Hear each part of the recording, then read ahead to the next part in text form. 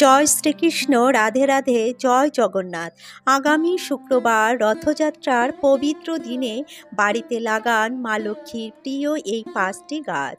ভগবান শ্রীকৃষ্ণ বলেন, যদি কোনো ব্যক্তি পবিত্র এই রথযাত্রার দিন বাড়িতে এই গাছ রোপণ করেন, তাহলে সেই ব্যক্তির জীবনে সুখ, শান্তি ও সমৃদ্ধিতে ভরে উঠবে।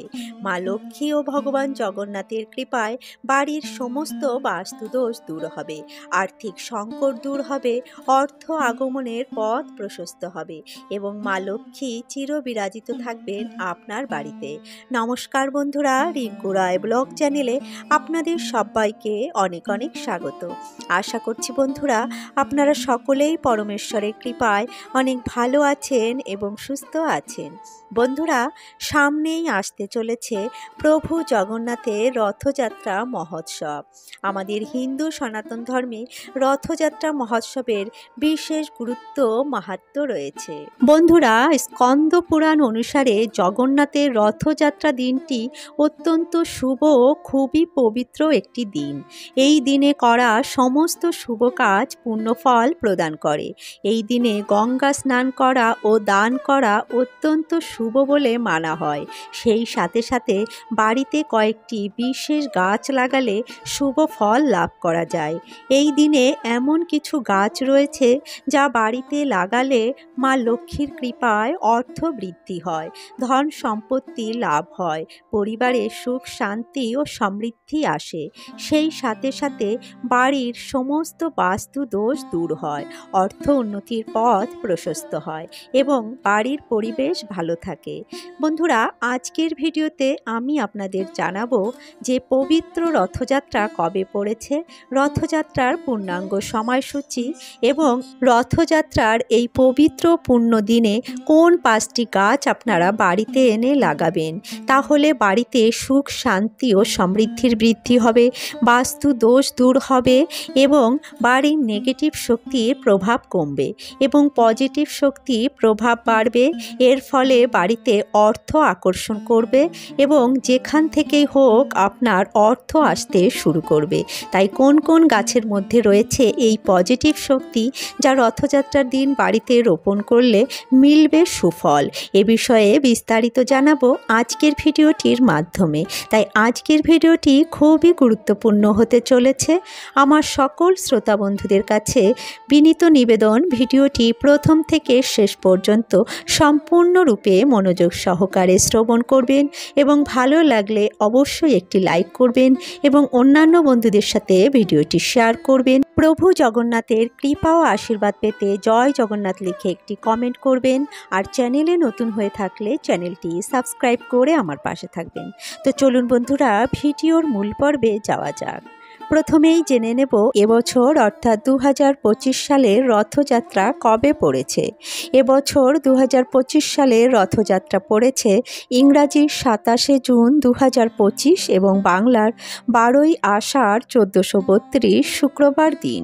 রথযাত্রার দ্বিতীয়া তিথি শুরু হবে 26শে জুন 2025 এবং বাংলার 11ই আষাঢ় 1432 বৃহস্পতিবার দুপুর 1:24 এবং দ্বিতীয়া তিথির সমাপ্তি হবে 27শে জুন 2025 এবং বাংলার 12ই আষাঢ় 1432 শুক্রবার সকাল 11:19।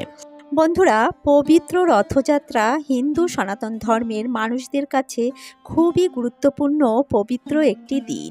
শাস্ত্র মতে রথযাত্রার পুণ্য ও পবিত্র তিথিতে গাছ লাগানো খুবই পুণ্যের কাজ বলে মনে করা হয় এবং এতে মহা পুণ্যফল লাভ করা যায় এবং সেই সাথে সাথে মানুষের ভাগ্যেরও পরিবর্তন আসে। এই দিনে এমন কিছু গাছ রয়েছে যা লাগালে মানুষের দুর্ভাগ্যকে সৌভাগ্যে পরিণত করে, পরিবারে বাধা বিঘ্ন দূর হয়, নানা রকমের সমস্যা দূর হয়, অর্থনৈতিক সমস্যা দূর হয়, কর্মক্ষেত্রে সাফল্য আসে, সর্বোপরি বাড়ির সমস্ত বাস্তু দোষ দূর হয়। এর ফলে জীবনে আসে অপার সুখ, স্বাচ্ছন্দ্য, সৌভাগ্য। বন্ধুরা, এছাড়াও এই দিনে বৃক্ষরোপণ করলে পিতৃদোষ কাটে এবং সর্পদোষ ও অন্যান্য বহু সমস্যা দূর হয়। জ্যোতিষ শাস্ত্র ও বাস্তুশাস্ত্র অনুসারে এমন কিছু গাছ রয়েছে যা এদিনে বাড়িতে লাগানো খুবই শুভ ও মঙ্গলময়। তাই এই পবিত্র দিনে পারলে অবশ্যই এই কয়েকটি গাছের মধ্যে একটি হলেও আপনারা গাছ লাগান। বন্ধুরা, আমরা প্রায় সকলেই জানি শাস্ত্র অনুসারে এমন কিছু গাছ রয়েছে যা টাকাকে আকর্ষণ করে এবং মা লক্ষ্মীকে সমর্পিত করে। তাই এই গাছগুলির মধ্যে যে কোনো একটি গাছ এই পবিত্র রথযাত্রার দিন আপনার বাড়ির সঠিক জায়গায় সঠিক দিশা ও নিয়ম মেনে লাগাতে পারেন, তাহলে আপনার বাড়ির অর্থ সংকট দূর হবে। আপনার বাড়িতে অর্থ উন্নতির পথে যে সকল বাধা রয়েছে তা কেটে যাবে এবং মিলবে সুফল। বন্ধুরা, চলুন জেনে নেওয়া যাক এই পবিত্র পুণ্যতিথিতে কোন 5টি গাছ আপনারা বাড়িতে লাগাবেন।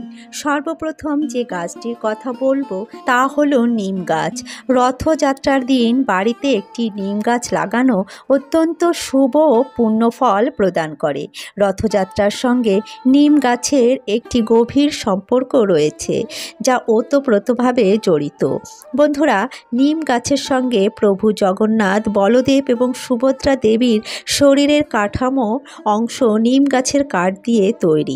এছাড়া রথযাত্রায় যে রথ নির্মাণ করা হয় সেই রথের নির্মাণ কার্য নিম গাছের কাঠ থেকেই হয়।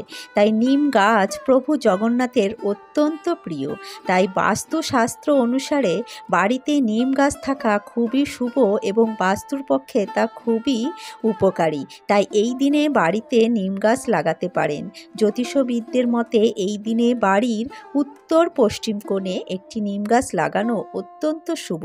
এতে বাড়ির বাস্তু দোষ দূর হবে, পরিবারের রোগ জ্বালা যন্ত্রণা দূর হবে এবং আর্থিক সচ্ছলতা বৃদ্ধি পাবে। গাছ লাগানোর সময় একটি মন্ত্র অবশ্যই উচ্চারণ করবেন, তা হলো ওম বৃক্ষ রূপায় নমঃ। এই মন্ত্রটি জপ করে গাছ লাগালে গাছ লাগানোর পুণ্য ফল দ্রুত লাভ করা যায়। বন্ধুরা, নিম গাছ শুভ শক্তির প্রতীক এবং শাস্ত্র নিরাময় বৈশিষ্ট্যের জন্য নিম গাছ খুবই গুরুত্বপূর্ণ। তাই সেই কারণেই শাস্ত্রজ্ঞানীরা শুধুমাত্র রথযাত্রার দিন নিম গাছ লাগানোর কথাই বলেন না, তারা পরামর্শ দেন এই পবিত্র রথযাত্রার দিন গায়ে নিম পাতা ও হলুদ মেখে স্নান করার। বন্ধুরা, প্রতি বছর রথযাত্রার দিন তাই নিম পাতা ও কাঁচা হলুদ লাগিয়ে স্নান করা উচিত। এতে শরীরের রোগ ব্যাধি দূর হয়, রোগ প্রতিরোধক ক্ষমতা বৃদ্ধি পায় এবং শরীর ও স্বাস্থ্য ভালো থাকে। বন্ধুরা, দ্বিতীয় যে গাছটি আপনারা এই দিনে লাগাবেন তা হলো কলা গাছ। বন্ধুরা, রথযাত্রার দিন কলা গাছ লাগানো খুবই শুভ। কলা গাছে স্বয়ং ভগবান নারায়ণের বাস এবং কলা গাছ খুবই শুভ। বিভিন্ন পুজো অর্চনা ও শুভ কাজে কলা গাছের ব্যবহার করা হয়। তাই রথযাত্রার পবিত্র দিনে একটি কলা গাছের চারা আপনারা বাড়িতে লাগাতে পারেন। তবে এটি বাড়ির সীমানাতে বা মুখ্য দিকে লাগাবেন না, এটি অশুভ বলে মানা হয়। তাই আপনারা কলা গাছটি বাড়ির পিছনে বা উত্তর পূর্ব দিক করে লাগাতে পারেন। তৃতীয়ত যে গাছটি এদিনে আপনারা বাড়িতে এনে লাগাবেন তা হলো নীলকণ্ঠ বা নীল অপরাজিতা। বন্ধুরা, আপনার বাড়িতে যদি প্রচুর অর্থহানি হচ্ছে বা অর্থ অপচয় হচ্ছে এবং প্রচুর পরিমাণে পয়সা খরচা হচ্ছে, তাহলে এই রথযাত্রার পবিত্র দিনে একটি অপরাজিতা চারা গাছ এনে বাড়ির উত্তর পূর্ব দিকে লাগান। এতে আপনার সমস্যা দূর হবে। ধীরে ধীরে অর্থহানি বা অর্থের অপচয় কমে যাবে। বাড়িতে নীল অপরাজিতা গাছ লাগালে বাবা মহাদেবের কৃপা ও আশীর্বাদ লাভ করা যায়। বাবা মহাদেবের পুজোতে এই অপরাজিতা ফুল অর্পণ করলে বাবা অত্যন্ত সন্তুষ্ট হন এবং সেই পরিবারে মহাদেবের কৃপা ও আশীর্বাদ বর্ষিত হয়। বন্ধুরা, চতুর্থ যে গাছটি আপনারা এই দিনে লাগাবেন তা হলো নারকেল গাছ। এদিনে বাড়িতে নারকেল গাছ লাগানো খুবই শুভ। নারকেল গাছকে শুভ গাছ বলে মানা হয় এবং নারকেলকে শ্রীফল বলা হয়। প্রতিটি শুভ কাজে এবং পুজো পার্বণে এই নারকেল ফল ব্যবহার করা হয়। তাই রথযাত্রার পবিত্র পূর্ণ দিনে বাড়ির পশ্চিম দিক করে একটি নারকেল গাছ লাগান, এতে বাড়ির সুখ শান্তি বৃদ্ধি হবে, অর্থ উন্নতির পথ প্রশস্ত হবে। এছাড়া বন্ধুরা, আপনারা এই পবিত্র রথযাত্রার পুণ্যতিথিতে দুটি ইনডোর প্লান্ট লাগাতে পারেন, একটি জেড প্লান্ট আর একটি ল্যাকি ব্যাম্বু। এই গাছ বাড়িতে রাখা খুবই শুভ, এতে মা লক্ষ্মী সমর্পিত হয়। এই গাছ টাকাকে আকর্ষণ করে। বন্ধুরা, এই গাছটি আপনারা রাখবেন ঘরের মধ্যে উত্তর ও পূর্ব দিক করে অথবা শুধুমাত্র পূর্ব দিক করে। বাস্তুবিদদের মতে এই গাছ বাড়িতে থাকলে অর্থের অভাব হবে না কখনো।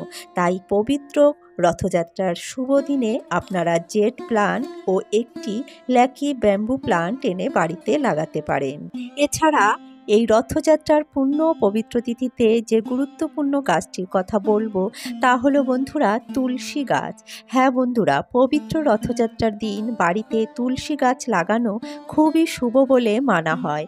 এছাড়া ভগবান শ্রীহরি বিষ্ণু তথা ভগবান শ্রীকৃষ্ণ এবং ভগবান শ্রীরাম ও প্রভু জগন্নাথের পুজো তুলসী পাতা ছাড়া হয় না। তুলসী মহারানী ভগবান শ্রীহরি বিষ্ণু তথা ভগবান শ্রীকৃষ্ণের অত্যন্ত প্রিয়। তুলসী গাছে মা লক্ষ্মী ও স্বয়ং নারায়ণের বাস, তাই বাড়িতে তুলসী গাছ থাকা খুবই শুভ বলে মানা হয় এবং এটি বাস্তুর ক্ষেত্রেও অত্যন্ত শুভ বলে মানা হয়। আমাদের সকলের বাড়িতেই প্রায় তুলসী গাছ আছে, তথাপি এই পবিত্র রথযাত্রার দিন একটি তুলসী চারা গাছ অবশ্যই বাড়িতে রোপণ করুন এবং নিয়মিত তুলসী মহারানীর পুজো ও সেবা যত্ন করুন। এতে মা লক্ষ্মী, ভগবান শ্রীহরি বিষ্ণু সহ সকল দেবদেবীর কৃপা ও আশীর্বাদ লাভ করা যায়। এছাড়া বাড়িতে তুলসী গাছ থাকা বাস্তুর পক্ষে খুবই ভালো। এতে বাড়িতে পজিটিভ শক্তি প্রভাব নির্গত হয় এবং কোনো প্রকার নেগেটিভ শক্তি বাড়িতে প্রবেশ করে না। এছাড়া প্রত্যহ তুলসী মহারানীর সেবা যত্ন করলে, জল অর্পণ করলে এবং সন্ধ্যাকালে ধূপ প্রদীপ জ্বালালে বিশেষ পুণ্যফল লাভ করা যায় এবং পরিবারের সুখ শান্তি ও অর্থ উন্নতির বৃদ্ধির সাথে সাথে সমস্ত দেবদেবীর কৃপা ও আশীর্বাদ লাভ করা যায় এবং বাড়ির পরিবেশ সুস্থ থাকে। তো বন্ধুরা, আজকের ভিডিওটি এখানেই শেষ করছি। আশা করছি ভিডিওটি আপনাদের সমৃদ্ধ করেছে। ভিডিওটি ভালো লাগলে অবশ্যই একটি লাইক করবেন এবং অন্যান্য বন্ধুদের সাথে ভিডিওটি শেয়ার করবেন। আর প্রভু জগন্নাথের ভক্ত হয়ে থাকলে জয় জগন্নাথ লিখে একটি কমেন্ট করবেন। চ্যানেলে নতুন হয়ে থাকলে চ্যানেলটি সাবস্ক্রাইব করে আমার পাশে থাকবেন এবং পাশে থাকা বেল আইকনটি প্রেস করে রাখবেন। তাহলে আমার প্রতিদিনের নিত্য নতুন ভিডিওগুলির নোটিফিকেশন আপনারা পেয়ে যাবেন। বন্ধুরা, ভিডিওটি সম্পূর্ণ দেখার জন্য আপনাদের অসংখ্য ধন্যবাদ। আসছে পরবর্তী একটি নতুন ভিডিও নিয়ে। ততক্ষণে আপনারা ভালো থাকবেন, সুস্থ থাকবেন।